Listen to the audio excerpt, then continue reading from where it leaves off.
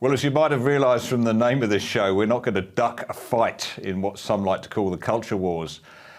Some have been telling us at the Menzies Research Centre that we should stay well clear of some of the contentious topics that you'll hear about on this show, but we didn't call this battleground for nothing. The culture that made this country the best place in the world to live, in my view, is under strong attack by leftist, illiberal, arrogant activists who just hate the joint. And we have no alternative but to fight back, because we've been in this fight long enough to know what happens if you don't.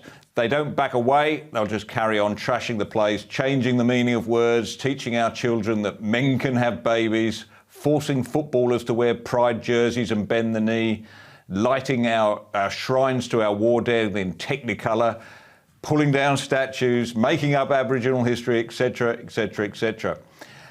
If we can agree on a name for this, I guess we should call them the enemy in this culture war, that sums up their many causes, I think it would be terrific. Because the old labels, the post-material progressives, the intelligentsia, they don't really cut it.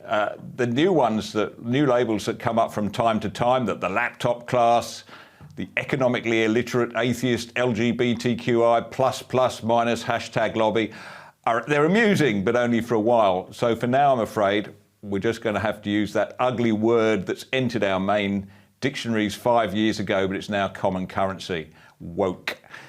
My next guest, I suspect, is no more fond of the word than me, even though she's written a whole book about it. Dr. Joanna Williams began her career teaching English in secondary schools, went on to become a lecturer in higher education and academic practice at the University of Kent. She's now Head of Education and Culture at the UK-based think tank Policy Exchange and a regular contributor to Spiked.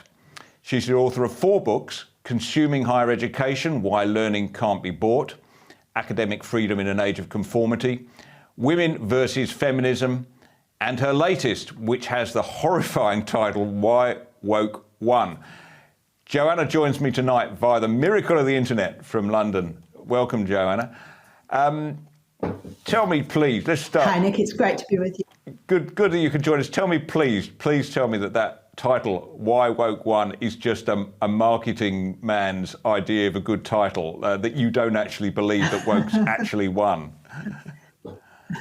Well, I mean, the title is How Woke Won, and it kind of really details the strategies that people have employed and how a professional managerial class, if you like, has taken over our elite our institutions and taken their own values with them into those institutions and kind of pushed them onto the rest of us in society.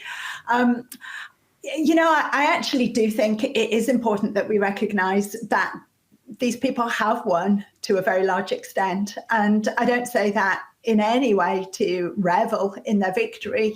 Their victory horrifies me, in fact. But I think we need to face up to the challenge that's ahead of us. Unfortunately, we can't just wish it away. I think people who want to push back against woke values, and I hope everybody does, because I think they're the most regressive, horrible values we could impose upon society. We kind of need to be honest about the scale of the fight ahead of us, if you like. So that's one reason why I wanted to say that woke has won.